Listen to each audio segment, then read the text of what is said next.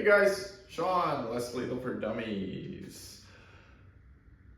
We're going to turn up the suck even more like I promised. Testing Mostafa spring. Now, a couple of things I want to clear up. I know some people have been asking, so I want to build my M17 like this one. I mean, you guys have seen the numbers. They're up there. This marker I'm testing on is worst case scenario for the spring. So this particular regulator has been drilled. So it's been modified. This is not a as factory bypassed orifice removed regulator. Now, I will do a video just to compare what this marker is achieving compared to what most of you would achieve just by removing your orifice and doing the bypass. This drilled regulator, I'm keeping my fingers crossed. Shout out to Jonathan at Critical Situation. I believe he is working on a solution. I think he's coined the phrase direct flow in his Humorex line that he's doing. And what it's gonna be is like my drilled regulator, but probably better. I believe Home Defense 24, Florian and Daniel are also working on something. I know I've spoke with them directly, and there's a couple of things. So, you know, I'm not privy to share without any permission, so I'm not going to. But let's shoot this thing today. And then I'll do a video later, kind of documenting what the difference, you would see between this particular marker and my other marker. But let's go for it. So again, Mostafa spring, Wixon D-Tent, Lapco 14-inch smooth bore 684. What else do I got in this thing? Home Defense 24 silicone bolt bumper. And yeah, standard regulator bypass, PRV delete, just looks like, nothing else. But again, this regulator is drilled. And the pressure today, well, we're gonna keep that one on the down low. And I will be shooting counter eyeballs. I only have 10 in here, just for safety reasons, in case something malfunctions. It's a lot easier to dodge 10 than it is 30. If you can believe that. So let's go for it. So we have to air this guy up. I think I'm gonna do it with that close. We'll start.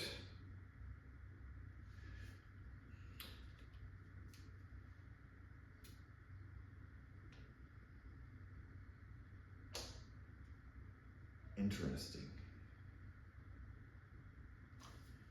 Didn't hear the bolt snap. So I am not sure what it did.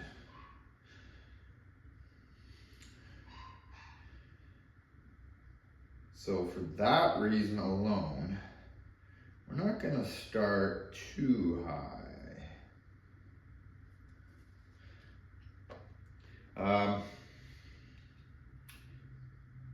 Yeah, oh, and one other thing. Shout out to new guy channel, or new channel, I should say, is Less Lethal Machines. I'll put the link to his YouTube channel.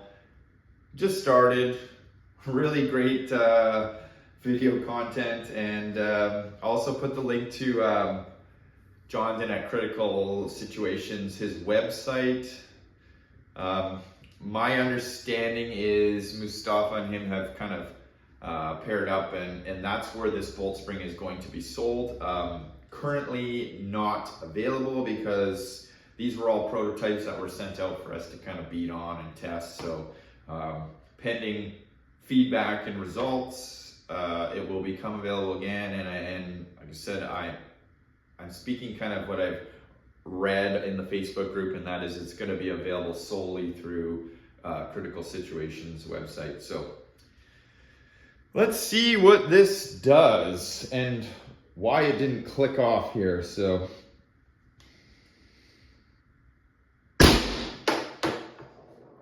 408. So I don't know why the bolt didn't actually make that click, and I think it's partially just due to the way this tank doesn't have a pin. Sorry, this adjustable regulator doesn't have a pin, and then, I don't know. You don't need to know. It's working, that's all that matters, right? So click off one more here, and then we'll wind it up a little more. 406.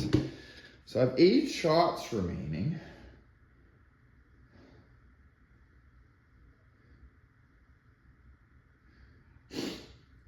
Pardon me while I make some adjustments here. Ooh, got a little crazy on that one. These adjustable regulators are, they can be a little bit finicky, but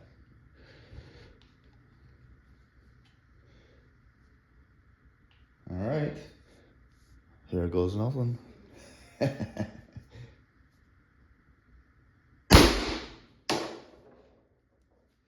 438, and remember these are 9.9 grams Canada rye balls, so they're on the heavy side.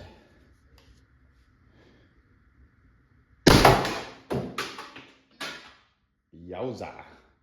And that is kind of why I didn't load more than I had to, but that's not necessarily a spring problem. That can be a sear latching problem, but again, I'm kind of standing off to the side. I am asking a lot of this marker, so again, this is more of a destructive test. Let's crank that back a little bit here. I think I got way too much in there, but hey, can't make an omelet without breaking some eggs. Better I had something to cover my nards with. Oh, yeah. Okay, we're gonna have to turn that down some little bit here. That one stayed in the trap. All right. So it seems that my adjustments were making their way in the right direction.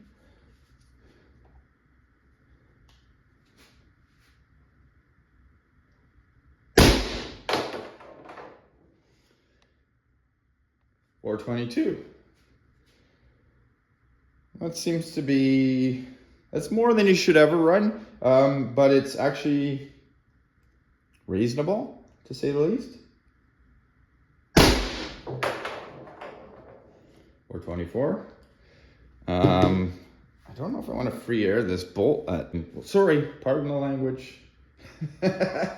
I'll beep that out. No, that was a double fire too. Well, it only fired one round, but maybe I only have. Oh yeah, that was the last one. So that was probably a double fire too. Again, not recommended. Shooting pressures.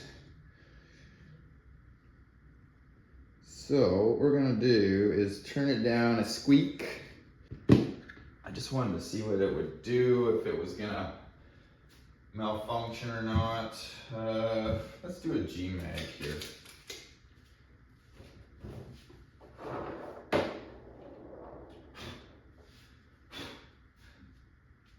I mean, shooting at 400 plus with these Canada rye balls is more than less lethal, let's be honest. So, see how it does after I turn it down a little bit here.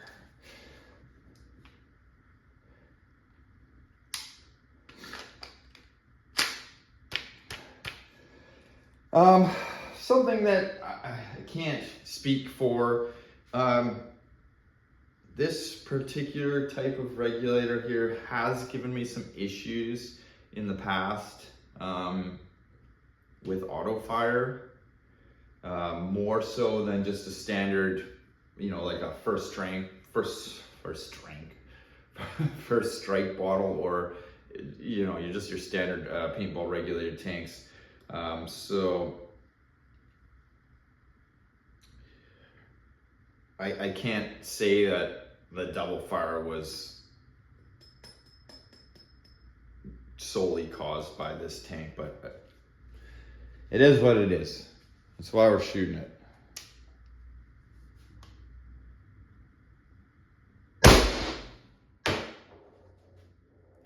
R36. And I'll tell you something about this tank.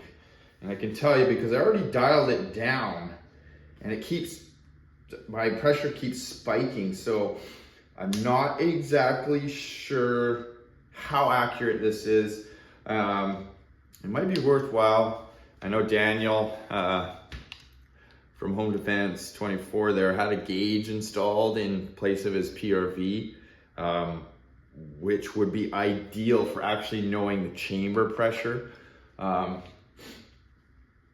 than the bottle pressure, which, like I just mentioned, this one is, I don't know if it's reliable. I trust most of my other bottles, but this one, when I preset my pressure, it just, like as I'm talking now, it's slowly creeping.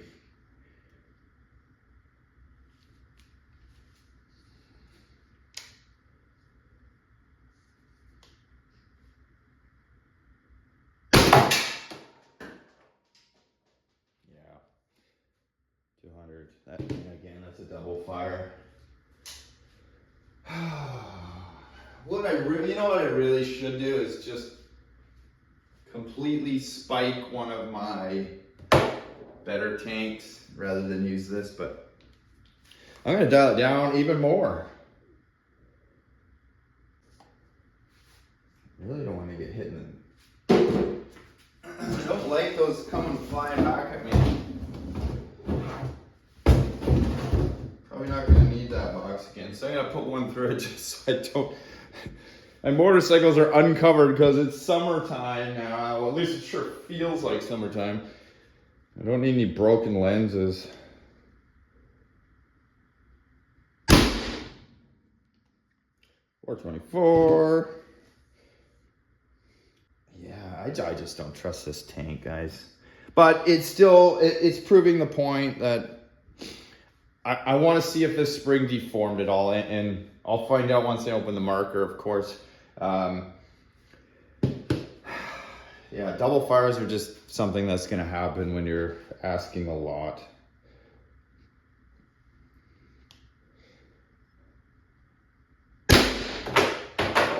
E36. So now my adjustment is low because this thing is not exactly like pinpoint accurate, which can also make it dangerous. That double fire, for instance, yeah, I was kind of, you can't maybe tell in the video, but I'm kind of shooting off at an angle like this, so anything that's kind of going away from me. If I was going to use this regulator, I think I would have a tank that was preset. So I'd have an 1100 tank with this adjustable regulator. That way, wouldn't matter if I opened this valve too much, this adjustment valve, which is also the on-off for this regulator, it would only max out at 1100.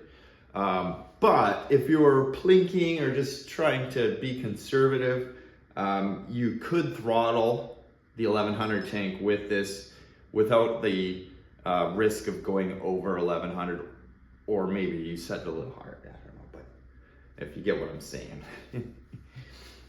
So we're gonna make one more adjustment here. I don't have a Ninja V, well I do have a Ninja V2, but it's all janky setup.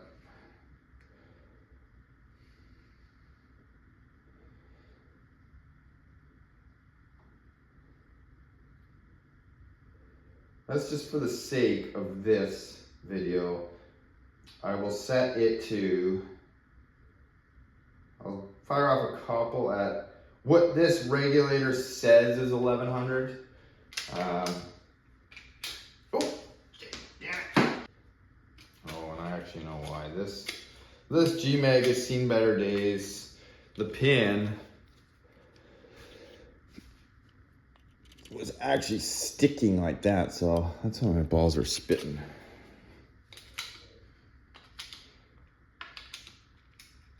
All right.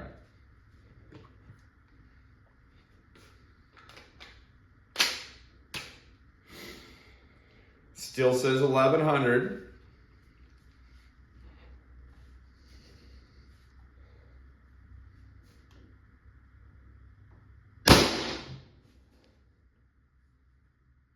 $402. Yeah, tank's dying now. 384.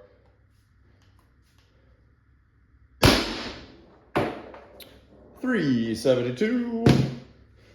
And you can see my tank is, sorry, this is the tank pressure, and this is, sorry, this is, yeah, tank pressure, and this was my output pressure here.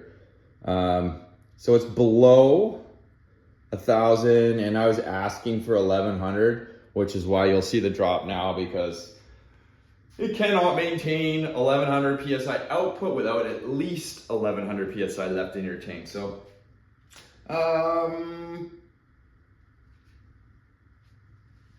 get fires. There's some malfunctions again. Don't know, bottle problem, but the tell is gonna be, I wanna see if the spring deforms. So when I did this test with this bottle on this marker with my TIPX and my FSC spring stuck in here, the TIPX spring completely misformed.